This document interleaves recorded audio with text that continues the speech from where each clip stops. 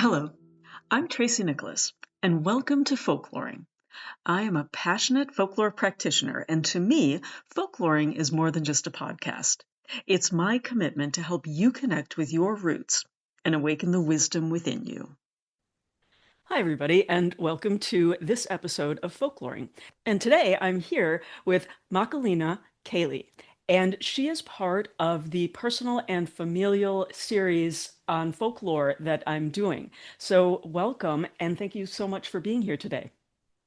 Thank you for having me. It's a pleasure to talk with someone about folkloring, both present and past. Yeah, absolutely. I'm very interested to kind of go down this path and see what comes up. I think it's more interesting talking to people about personal folklore sometimes than talking to experts because we hear from experts all the time.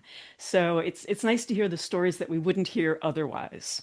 But before we get into all of that, and I'm very excited about it, have you been folkloring lately? And if so, how?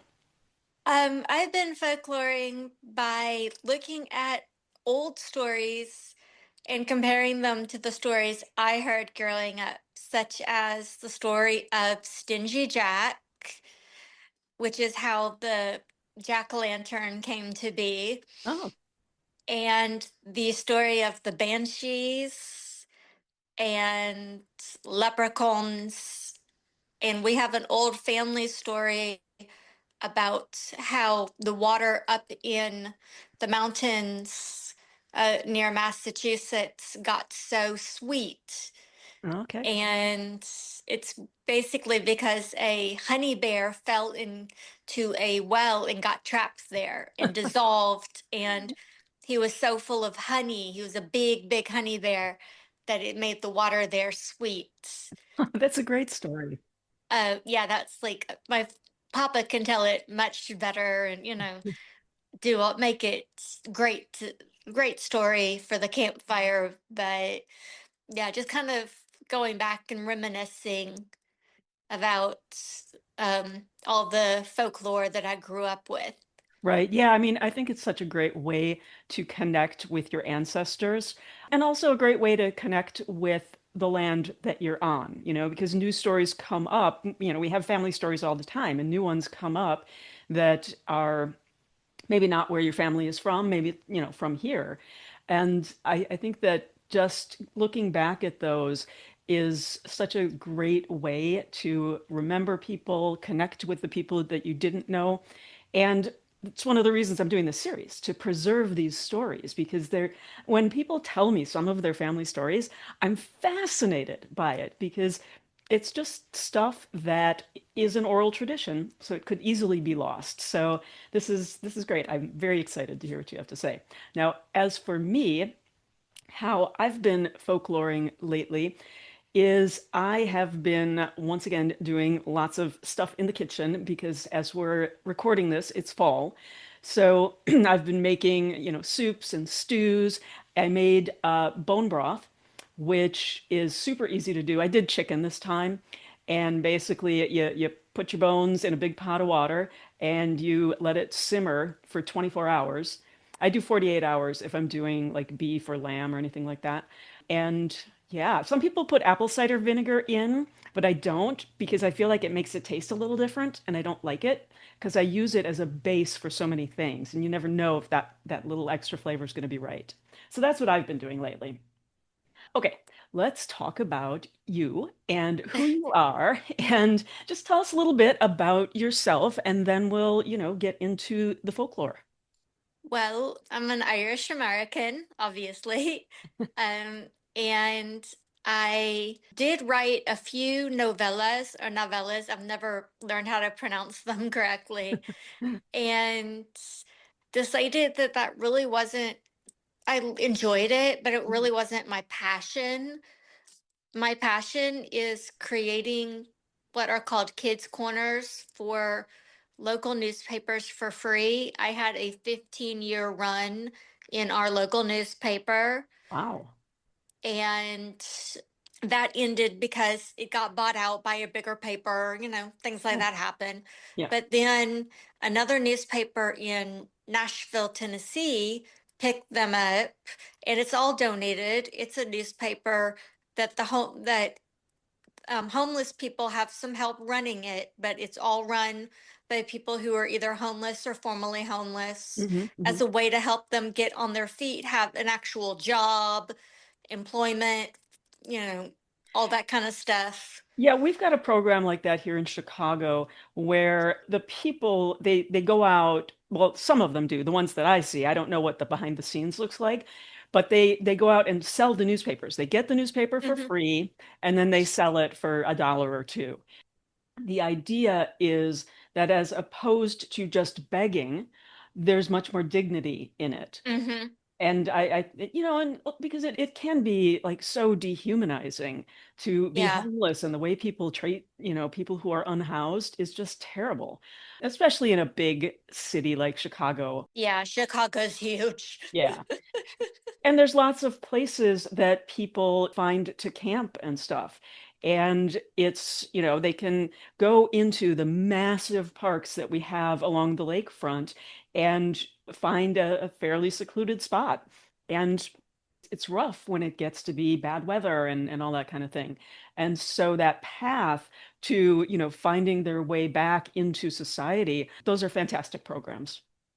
Yeah. I think ours started at like a for free, and then they could sell it for a dollar, and now I think it's like a quarter a paper and they sell it for $2, but they get a profit with every paper they sell. And it's amazing because we used to live in Nashville during the first, I think, 6 years it was running, and just seeing the transformation of these people during that time was really something. And to be able to go full circle back to it, as it being the place that holds my kids' corners, as well as my online, I have a little Substack page where I post daily. But, the paper, to have them back there is really amazing. And Yeah, that's cool. Now, what exactly is the Kids Corner? What kind of the writing kids' is it? corner is, I was geared to become an elementary school teacher, but then I developed lupus, and so I'm not able to be in the classroom. And it's basically fun activities that teach, but the kids don't realize that they're learning. It's like I have crosswords, puzzles that are math, where you have to get where some of the math problem is worked out and you have to figure out what the other one is. There are word fill-ins that go with what's happening. I'll pick something that's happening in Nashville that elementary school kids are exposed to, but I'll put it in a fun, friendly way for them to figure it out in a puzzle. Um, I teach them inclusion by using there's an annual holiday find a word that features every major holiday in the month of December. So they're learning about Kwanzaa, they're learning about Hanukkah, Christmas. There's some others that I don't know. I just posted one for Thanksgiving that showed how to say Thanksgiving in 10 different languages in a find a word. You have to find how to say the word thankful or thanks in 10 of the major languages, so that it just shows them that it's not just their little, their world is bigger. The world is bigger than their world. Yeah, I think that that's fantastic. And, I got some of that in school because I grew up in a place that had a very liberal education. But it really, my whole mindset changed when I started traveling and seeing different cultures and being aware and respectful of different cultures. That's great. And I used to be a game designer, and I created puzzle games, and you'd have to solve a series of puzzles to reveal the story. And some of them were based in history and some of them were based in folklore. Imagine that. And so I was contacted one year by this association, and they do an annual event for parents. It's for homeschooling parents, but they call it Game School.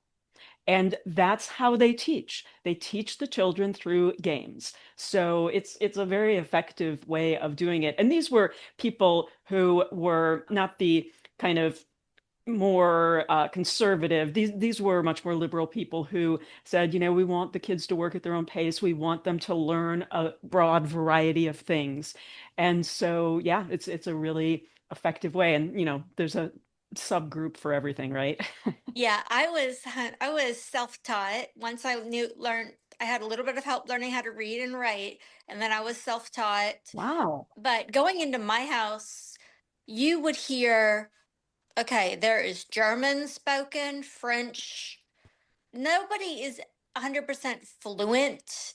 Irish, English.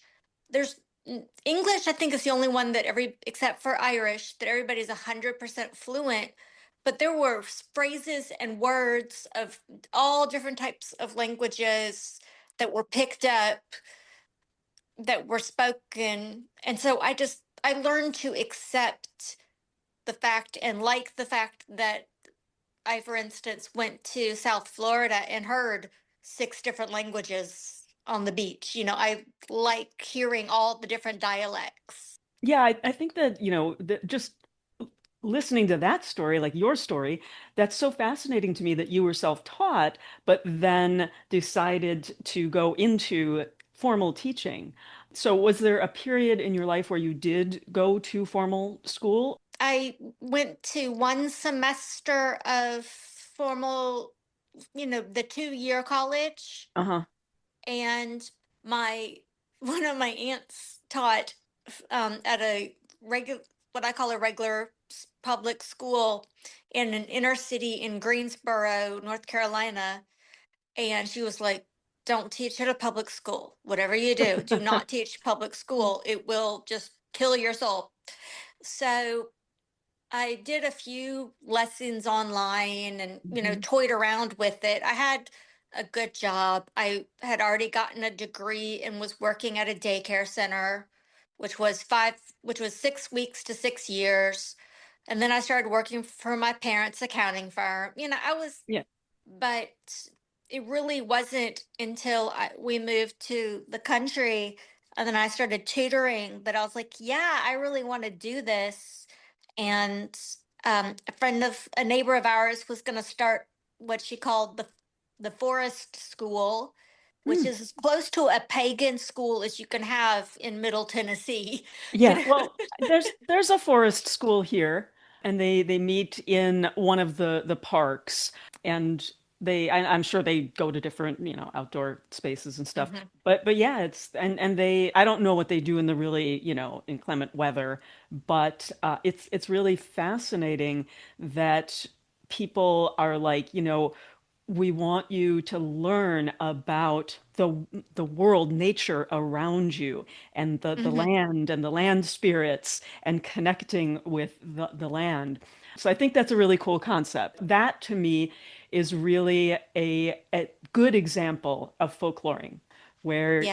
you're out there living it and learning through that. And I'm sure they were learning foraging and lots of other kind of, folk craft stuff. Yeah, she was teaching the older kids a couple weeks ago, right when fall and harvest was happening, what berries were good, what berries to stay away from, and how the change of they know what poison ivy looks like in summer. What does it look like when it's changed colors? And And I'm sure they're learning things like, and where there's poison ivy or poison oak, there's almost always jewelweed. And with the jewelweed, right. you can use it for, I just learned the other day, I have a bunch of pokeweed in my yard. And, it's great for the birds. I leave it. I tell myself every year that I'm going to make a dye out of it and dye some textiles, and then I do not. Um, but I learned the other day, and I had always thought that it was poisonous, right? And I'm watching, I got down some rabbit hole online. And there's this woman, and she's like eating, she ate a pokeberry. And then there was this guy who was like, yeah, pokeberries. And what they said was, what you can't do is break open the seed. Like you have to swallow it whole. I don't know, it had some benefits. It had, some vitamins or something that were, and and they said, yeah, if as long as you don't break the seed open, you're fine. Wow. Yeah. I would be so tempted to crush it. Oh my gosh. I'd be, yikes. I'd be so tempted to chew it. That would not work. Yeah, I know. It's like, when you can't scream fire in a theater, right? Right, exactly. It's like when you're a little kid and they say, don't, whatever you do, don't scream. And you're like, I can't. Yeah, once it gets in your brain, like it's just like eating away at your brain. So that's pretty Right. funny. Anyway, okay, let's talk about some of your favorite folklore, superstitions, family stories. Some of my favorite super folklore is probably the story of Stingy Jack, Okay, who that's like, do you know that story? I do not. Okay, basically, there was this really bad man long time ago in Ireland, and he died, but he couldn't go to heaven. He was so bad. The devil said, "I'll take him," and he said, "Well," and he challenged the devil to a game and said, "Let me do some betting. Let me do." I know I'm like really telling the story terribly. Let me at least have one last night of drinking and gambling before we go. And he's like, fine. And so they do. And when the night's over, the devil says, okay, it's time to go. He said, well, can you please turn yourself into a gold shilling to pay for our drinks? And the devil's like, yeah, we need to do that. So he turns himself into a shilling, and Hmm. the stingy Jack puts the shilling in his pocket next to a silver cross. Oh. And so, according to Christian belief, Hmm. the devil cannot transform. This was a story that was told to me when I was older. I don't remember, I wasn't told this story as a child. According to Christian belief, the devil cannot go near a silver cross Mm. or any cross. And so he cannot transform Right. back. So Stingy Jack had many more years, and then something happened and he died again. And the cross left his pocket. And so the devil was able to come back and he said, no, I want to stay. And he was able to convince the devil to let him stay for like one more night. And he said, if I lose this bet, you cannot take me to hell. And so he lost the bet and went to heaven. And St. Peter said, no, we will not take you. We refuse to take you. The devil, so he went to hell. The devil said, I am a man of my word.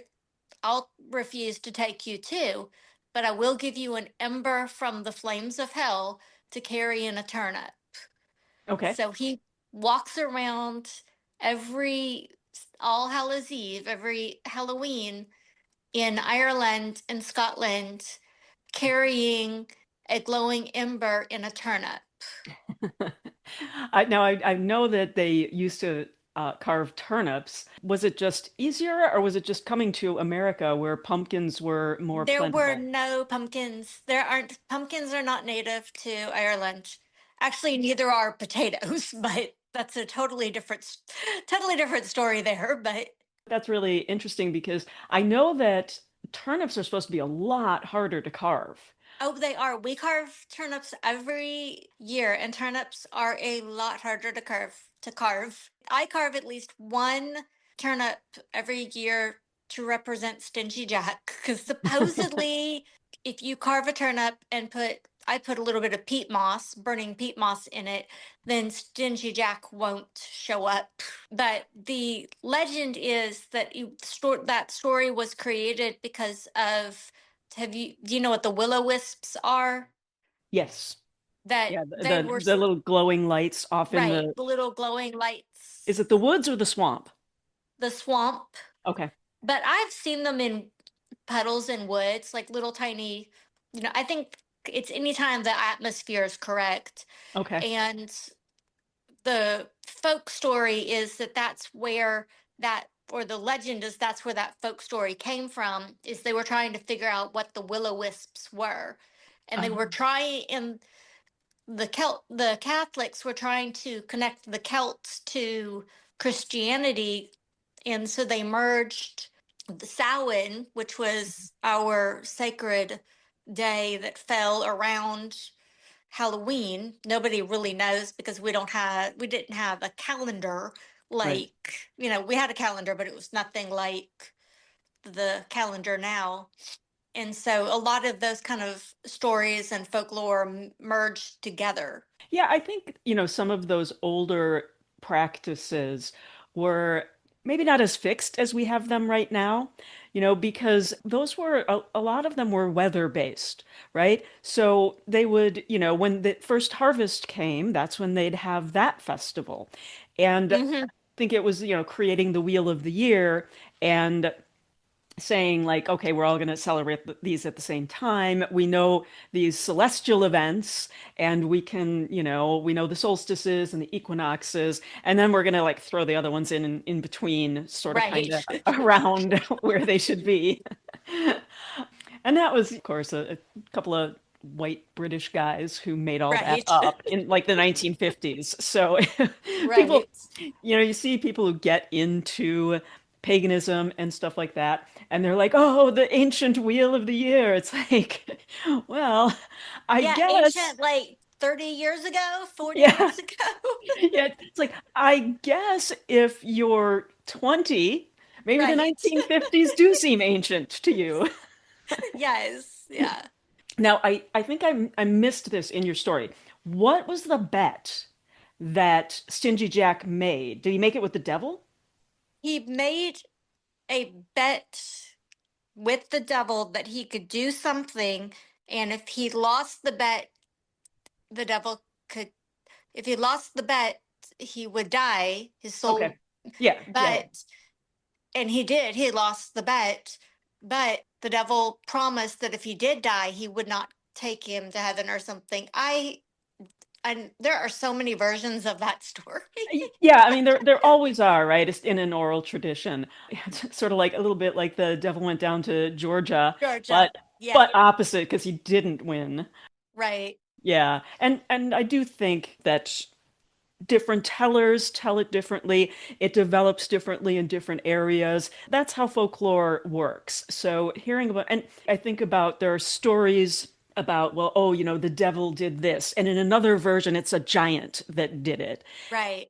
And so you see how where you are, who's telling the story. Is it a story that a traveler comes through and he's telling the story, and then that sort of gets incorporated into local storytelling, and then it shifts? So I think that that's one of the beautiful things about folklore is there are all of these different versions of stories, and and even storytellers will tailor it to their audience. Right. Yeah. One of my friend, actually, she's more like a cousin than a friend. She teaches at a Montessori school, and she took one of the hollowed out turnips and a piece of peat moss, and she told it to a group of 6 and 7 year olds. Oh. She was able to tailor a version. She read online, I think, a much better written version than mine, and then was able to tailor it too. I mean, storytelling is like anything else. You practice it, right? Hmm. Like I took a storytelling class a while back, and it was during lockdown. So we were doing it online. And I ended up, writing out and rehearsing it. And it just I actually interviewed a storyteller, a professional storyteller yesterday. And man, he just like riffed on this story. And I'm sure it's just, part of his memorized Right. repertoire. But yeah, I mean, it like if you're just telling a story off the top of your head, it's hard to do consistently and do it, smoothly. I wouldn't feel bad about that. But the part of the fun of hearing stories is hearing like, wait a minute, did I hear it that way? And it's Right. sort of Was it getting, this way or that way? yeah. And I think that's part of the fun of listening to people who are just excited about telling a story and not trying to make it something professional. Okay, what does your family participate in any superstitions? Hmm. We put cinnamon outside the door every Hmm. month Hmm. On the first? on the first. Yeah. black-eyed peas on New Year's, Yeah, that's a good one. Yeah. opening the back door and the front door on New Year's Eve to let the old year out and the new year in. Right. You open the front door first so the old year goes out, and you Oh, open the back door second to let the new year in. I did not know that. I wonder, okay, so the way that my house is set up, the front door, which is like right over there, I have a porch. I have a screened in porch. And when I open the actual door, there is, a storm door, we call them. And it's got a vent, but I can, put the glass down. And then leaving the porch, there's another door there. And so I wonder if I would have to open all of those, or if I could just, like let the new year out. Because if I had to have both open at the same time, I'd be worried that my cat would get out. Yeah, I do a window by the Okay. front door Okay. because I have a dog that is a runner, or at least Okay. she used to be. She's 14 now, so she doesn't run as much as she used to. Hmm. So I open the back door because it goes right into her pen. She has about an acre and a half to run around in. Nice. And so then I'll just open a window right next to the front door. I figure like that works. Yeah, and that's what you do, right? You adapt to what your needs are. And I think Right. that people who have like a magical practice, or they do stuff that are, superstitions or other practices like the cinnamon, they adapt it to what it needs to be that works for them. Because that's the way that we've always been. You come to America, you don't have turnips to carve, but there's pumpkins. Right. And they loved it because pumpkins are so much easier. I don't carve pumpkins because I don't like wasting food. I've got a thing. Hmm. So I do like a centerpiece on my dining room table of pumpkins. And I like to get the like older kind of varieties. And so, because they're different, like there are blue pumpkins and there are white pumpkins. And so I get a bunch of, and there's red pumpkins. They're so beautiful. But man, those are so much harder to cut than the sugar pumpkins. I'm going to take off a limb one of these years because trying to get the knife in there, and they're delicious, and it's nice because then I roast it all, and then I batch process it and put it in the freezer, and Hmm. then you have it for when you want it. But yeah, adapting. And for the cinnamon thing, like I do that, but I have a cat, and the way that I've heard it is like you blow the cinnamon into the house, right? But I don't do that because it's toxic to cats. And so what I do is every month I put a cinnamon stick above the door frame. And that's just, how I do it because that's what I have to do. Yeah. I tie it to the handle. I tie one end to the cinnamon stick and then tie the other end to the door handle because I have a cat too. Okay. Yeah, yeah, that's a good one. I've got a cinnamon broom too. And I know that's a Christmas thing, but I leave it hung on my door year round because I got a little hook there. But I wish I knew, like, I've got to look up the folklore on that because I don't know what the cinnamon broom. I just know you can only buy it around Christmas. I actually don't even remember what the folklore about the cinnamon is. It's just been ingrained for so long that I do it. I believe it's for prosperity. Gotcha. I was like, when you said that about the cinnamon broom, I was like, well, do I even know what I'm doing here?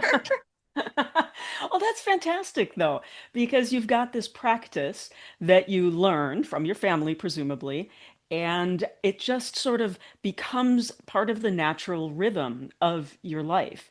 And then it is just like, this is a ritual that my family does.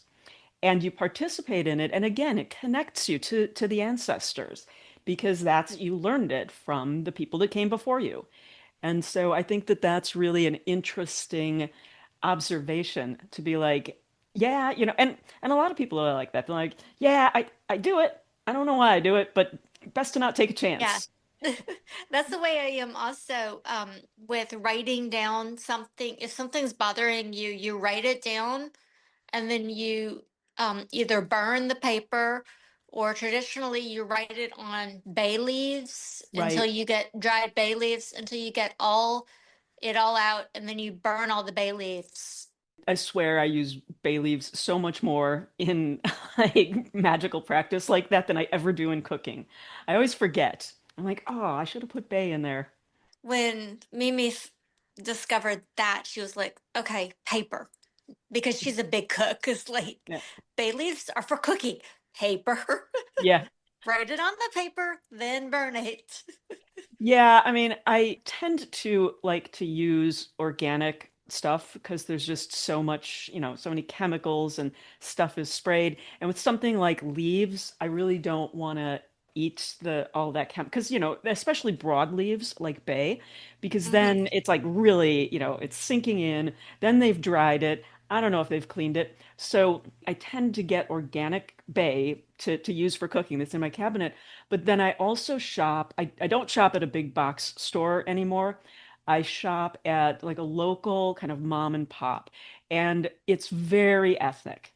And it's, there's like aisles of Polish food, this aisle, and then there's, Hispanic choices. And so there is this wall, it's like a massive wall of spices that are dirt cheap, right? So for that, like I'll buy the bay for like, ritual use that is the super cheap, not the organic. And, then I'm okay using it that way. I also will just find a dried leaf on the ground and write it and then burn. Hmm. Okay, let's talk a little bit about offerings. Do you make any offerings? I do. I when I am about not every day, but almost every day, I have a sacred place that I go to outside. And the only time I don't really go is if the weather is just unsteady. And I leave an edible offering so that I it's a way to thank the goddess, but also nourish the animals that are close by. And usually it's for example an apple with most of it gone, but some still there.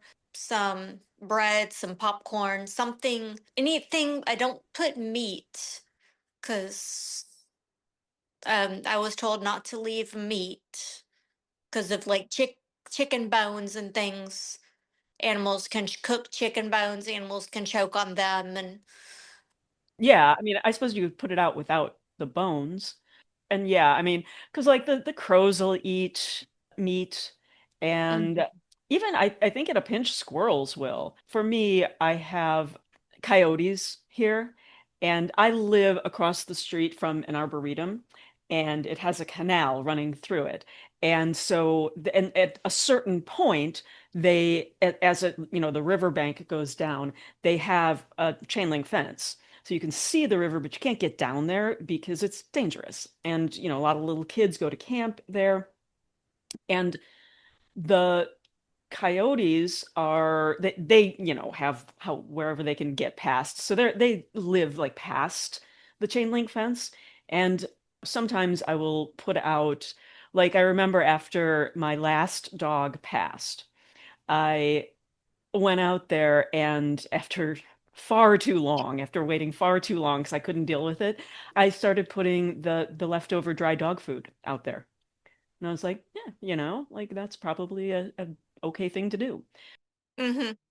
And so, yeah, and I'm a big fan of when you do make an offering, that you go and like return it to nature after, the offering has been accepted. And the weirdest thing happened to me the other day. Get this. So I was told to leave an offering for one of my ancestors, and it was in a ritual, and it was a very specific ancestor, and they described this person who was a storyteller, and they said they're asking specifically for you to leave an offering of whiskey on your ancestor altar.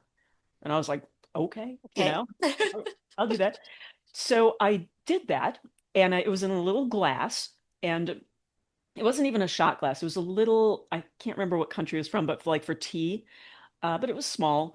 And so I, poured out some whiskey and I went back, like I left it there for a couple of days. And when I went to go clean it yesterday, it It was was gone. no, it was cloudy. It was like completely cloudy. And I was like, what? Because, it's like whiskey. It's in my cupboard. It's not like sitting, in the fridge or anything. So I texted a few friends and I'm like, hey guys, like what? And at first they're like, well, could something chemical, could it have reacted? And I'm like, it was in glass. There wasn't anything to react to. And then one of the people suggested, like, well, I think that the offering has been accepted and there was a certain vital essence that was removed from the offering, and that's why it looked like that. I was like, okay, that's a great story. I'll take that. I'll take it. Because it was just so weird. Yeah. I've had offerings like that. I live in a haunted house. I have a Oh. graveyard in my front yard. And I've had offerings for the people that lived here before, and things have disappeared. And, Mhm. and Okay, I've said, so first of all, how did you not lead with I live in a haunted house? Like, how did you bury that for all this time? well, I'm so used to it. I mean, I've been in this house since 2000, like 14, yeah. So do you get along with the spirits? Oh, Are they, yeah, yeah. I do. This house was built for my for Mimi and Papa. Mhm. This is like their guest house, and I live here. And when I moved in, they I inherited Mimi and Papa are my parents, but everybody calls them that. They have six grandchildren and great grandchildren. I inherited my grandmother's. I think it would. I think she was my third or fourth great grandmother's rocking chair. Oh. That thing was haunted, Oh. and and at first it was freaky because I'd hear it rocking during the night and everything.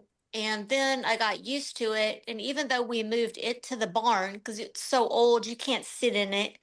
It has to be rewoven the seat and everything. And whatever spirit was haunting it is still here, along with another one that's come. Mimi says I attract ghosts and always have. Now, are these interactive ghosts, or because there's like a couple different kinds of ghosts, right? You can have a ghost that's like going through a loop, and those are often attached to an object or a place. Or you can have interactive ghosts that can move around but sometimes don't. There's other kinds that I can't think of right now. The one that was on the rocking chair was a loop ghost, Okay. definitely, because I don't haven't felt it since we moved the rocking chair out. It was Okay. definite, and it was always at a certain time of night that it would rock. There's an interactive ghost that I've caught on camera that's a cat, and Oh. I caught a cat in the light of some, I don't call them Christmas lights, but I just have like blue winter lights up, and you Hmm. can clearly see the outline of an orange cat. I did Wow. not even own a cat at the time, and that was that. And I've heard meows to the point Hmm. that my dog, even though my cat is not, my cat is asleep next to me, not making a sound. Like I'm sitting in this chair, he's asleep here, and we'll hear a meow coming from my bedroom. There's a cat haunting the place, and there are two people that are haunting. I've heard voices, conversations all the time. I think they're on loops because I've never interacted with them, but I hear them the way it would sound as if somebody in the next room had the TV on low. You can tell a TV is on, you can hear a conversation, but you really can't tell what they're saying. And it's a couple, it's a man and a woman. Yeah, I've got a thing that sometimes I hear it sounds like in the next room, but not as close as my actual next room is, like further away. It sounds like there's music, and it's sort of an old-fashioned kind of music, and this murmuring, like people are sitting around at a dinner party or sitting Mm-hmm. around having cocktails, but it's like I can't make it out. It's just and but it definitely sounds like people are talking. And that happens to me a lot. And it happens more in the winter when the house has been closed up for a while. It doesn't happen as much in the summertime because I leave all the windows open. I don't use the air conditioning. Sorry, I had to let the cat in. Oh, that's okay. Yeah, I'm going to be in trouble later because I lock the cat up when I record. Yeah, sorry that he likes to tear up the window screen Yeah. with his claws if I don't let him in. And is this the cat that you got through the cat distribution system? Yeah, the drop it off, drive up, drop it off, just yeah, that one. Yeah, well, they say, the cat finds the right person for them. Mm-hmm. And what's so So, interesting is this cat, if you remember, is orange. hmm And the ghost cat was an orange cat. hmm And it's like, and that ghost cat appeared in the picture, which has been verified by three different ghost hunt people, um, about a year before this cat was dropped off. Interesting. But this cat could have already been on the property or a cat close to it because it wasn't a kitten when it finally decided to come up to me, and the vet thinks it was about 3. Oh, that's about how old Puck was when I got him. But I got him from the shelter. And when I got him, I was talking to a person who is very psychic. And when I first moved into this house, which was in 2001, I had had a cat that I had had for years. And a few years later, the cat passed away and was very old. And it was a tiny little cat, and his name was Rhett Butler. And about a year, and I was devastated because I'd had him since I was very young. And so I was heartbroken. I couldn't get another animal. I was just like, no. And one morning, and it was probably 6 months later, I woke up at 5 in the morning and I was like, I should get a dog, right? And I went into, the back room and I found a dog. I found a poodle. I like big poodles. And so then I got two other poodles. So I had three massive poodles and I had them for 15 years. Then, they passed one by one. And again, I was like devastated. I'm like, oh my God, I can't deal with it. It also, Charlie, who was the first dog I got, was also the last one that passed. And he passed right at the beginning of lockdown for COVID. And Oh, I know. And I had like broken up with my boyfriend like 6 or 8 months before that. oh. And I was like just at the point where I was like, I think I'm ready to date. And then we went into lockdown. My dog died. I was like, what? So, but I decided then I'm going to get this cat. So, and that was in about November. And then I'm talking to my friend, and I've never talked to her. Like the cat had died 15 years before. Like I'm not talking about my old cat, right? And she said, "Oh, your old cat is not happy about the new one. Like your other cat," she said, "is not happy about the new one." And I was like, "What?" Well, And she said, "Yeah, your other cat is bothering this new cat." And then she said something about their like was bothering the cat to the point where he didn't like feel as comfortable in the litter box. And so he's like trying to jump out real fast all the time. And then she said something about, and that's why he like kicked that poop out of, the box onto the floor. And I was like, okay. And, but we were on a call. So, and a little while later, we got off the call and I went and there's like nothing on the floor. And I was like, okay, well, whatever. As it's not a science, right? Maybe it just maybe it was ghost poop. I don't know. Um, and then I get up the next morning and there's poop on like out on the floor. I was like, wow. ow. So yeah, that was my experience with my So ghostly do the kitty. cats get along now? Are they getting along now? I mean, Butler was a like active cat, and he was really little. He weighed like 6 pounds. Wow. Yeah. And he was the runt of the litter. He's a tiny little black cat. And Puck he's this big, fat, lazy, lumbering cat. And he'll get the zoomies like once a day. And other than that, he's sleeping and eating. And it doesn't seem like sometimes he'll like have weird reactions, like something is there. So, but it seems more playful now. Well, good. I'm glad they're starting to get along. Well, and the funny thing is, the reason the person got rid of Puck is because their landlord was not happy with them because he said all the cats were so wild. And the guy lived in an apartment above the landlord, and the landlord was like, I've had enough. And so apparently, as the story goes, the guy picked the wildest, craziest cat because he thought that would calm things down the most, and that was the cat he gave away. And I'm like, this cat? This was the wildest, craziest cat? Like, were the other cats Oh, comatose? right, exactly. Did they sleep all the time? What is this? But I think that maybe Puck just needed a home without other cats. So, Right. yeah. Oh, one of the things that we talked about when we spoke before was making sweeps for the house, like different herbal sweeps. And I don't know if you do that on a regular basis. What I usually do is oh gosh, I'm blanking on what it's called, but I will take this herb and I'll sage the house often. Yep. I sage constantly.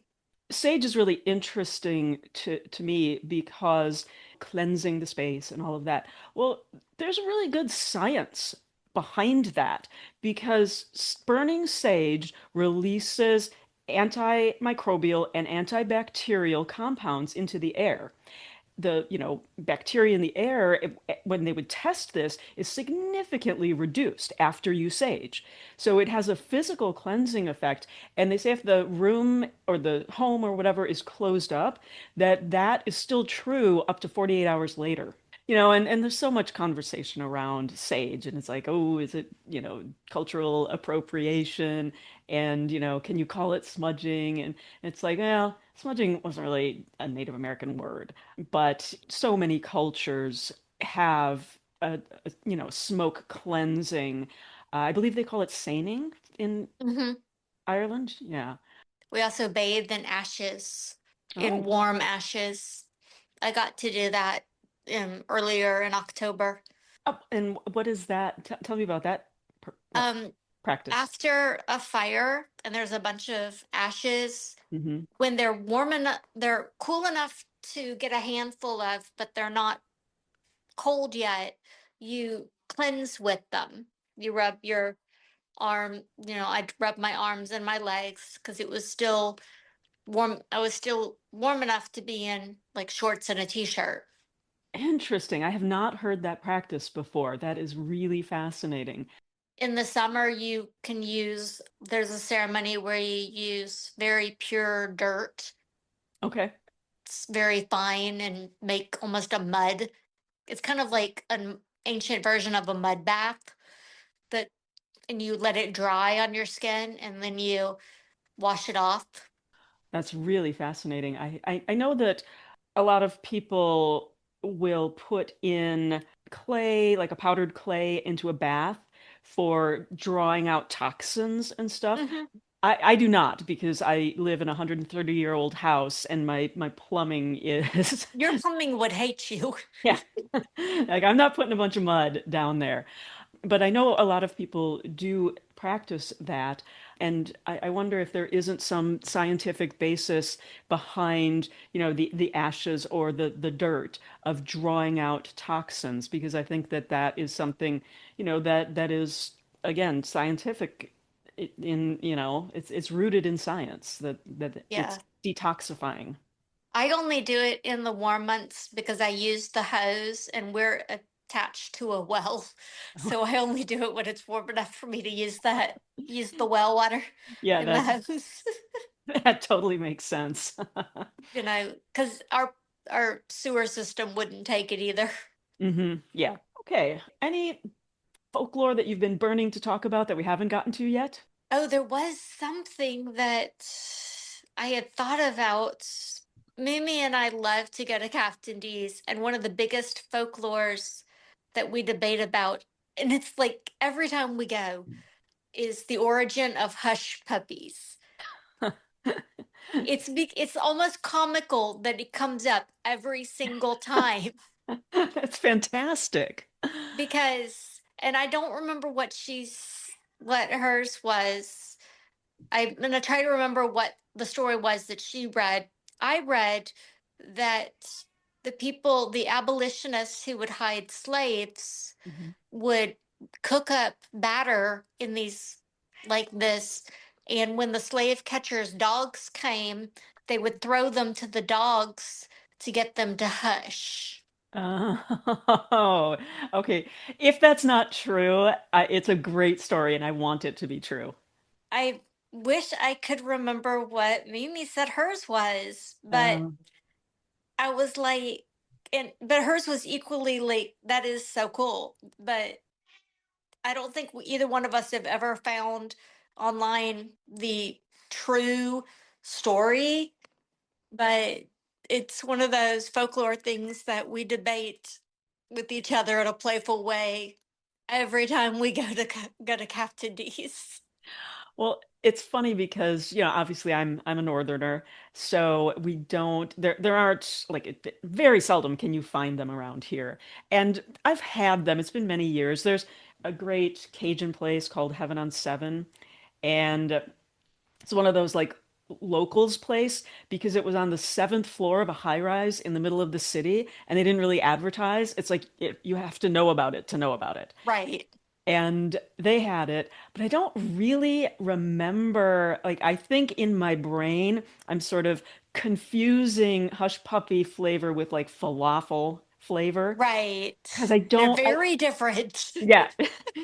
Now, is the batter corn based for those? It's corn based, and then depending on where you are, there are different ingredients.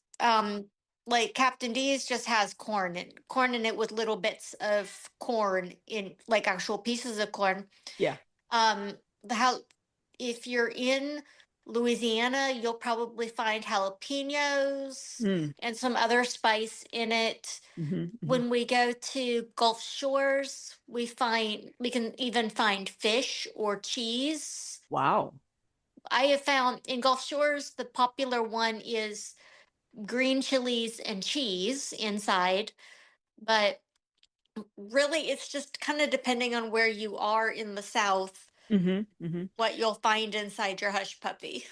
Yeah, I think that, when we're thinking about like foodways, which is, the folklore of food, right? It's just as true as any other folklore. Like wherever you are, that's what is incorporated into what you have. And I think about and again, I don't make a lot of Southern food, but I do love some grits. And so I will make that. And I always make a lot, right? And I have it with butter, with breakfast, and it's fantastic. And I always have some left over. And it's always like, oh, I'm gonna have cheesy shrimp grits later. And so I'm sure that, that so having, fish or cheese, like that all makes sense to me because I love those flavors combined. Now, do you dip the hush puppy into anything? No. Okay. All right. And it's deep fried, right? Oh yeah, very deep fried. We call it our sin food. It's very sinful. It's not health food. Yeah. And again, I don't eat much deep fried food, Yeah, neither do but I, but there is one of my weaknesses. Well, one of my weaknesses is, French fries. And there is or crisps for my UK listeners. Or no, chips, not chips, crisps. Yeah. yes. Yeah. Crisps are Our chips. yeah, crisps Right. are potato chips and chips are fries. And there's this place that is in the town I grew up in, which is maybe 20 minutes north of where I live now. And they have these fries, and they're cheddar fries, right? And it's this massive thing of fries, and the cheese they use is so magical. I don't know if you've ever heard of the brand Merkt's, and it comes in a tub, and they use the sharp cheddar, so it's like really high quality cheese that they use. And I will just go and like make a meal out of that and be like, I don't even care. I like if I Right? need some This for is yeah. it. Yeah. I don't need to eat anything else, but I am eating all of this now. So anyway, okay, so if people want to know more about you, is there a place they can go to find anything else out about you? They can go to substack.com and Google my name. And I can always put a link in the show notes for that. So, any final thoughts before we wrap it up, or did we cover everything? You covered everything. It was so much fun to talk to you. Yeah, this was great. I love hearing the stories that I would have never gotten to hear. So, and I will always remember that Hush Puppy story. That's hilarious. Yeah, I wish that I could confirm that it was true. I mean, that's just a great story. Yeah, I feel it in my bones that I'm going to be going down that rabbit hole tonight. Yeah, like 2 a.m. this morning. Okay, was this true? Yes. All right. Well, thank you very much for taking the time today. This was a ton of fun. And I really appreciate you staying with, especially since you're in like a danger of tornado Well, weather right now. I've been kind of glancing up at the clock and it's Uh-huh. 4:05, so we're out of the zone right now because it was Okay. supposed to end at 4. So Okay. All right. Well, we're that's out that's for good. now. So we distracted you long enough to get out of the Yes. zone. Well, All right. like I said, the bad weather usually goes either above us or under us. It's like we're in Yeah. a little pocket. Right. Right. All right. Well, thanks again. Bye. Thank you. Bye. As always, thanks for listening to Folkloring. If you liked what you heard, please consider leaving a rating and review, and don't forget to subscribe on your favorite podcast app so you never miss an episode. If you have any questions or comments or would like to suggest a topic for a future episode, please email us at folkloringpod@gmail.com or message us on Facebook or Instagram. Other places you can find me are at the Folklore Podcast as the theater, film, and storytellers correspondent, or creating folklore-inspired games at madmenandheroes.com. Stay curious, stay connected, and keep the traditions alive. And I hope that wherever you are, folklore is making your life more magical.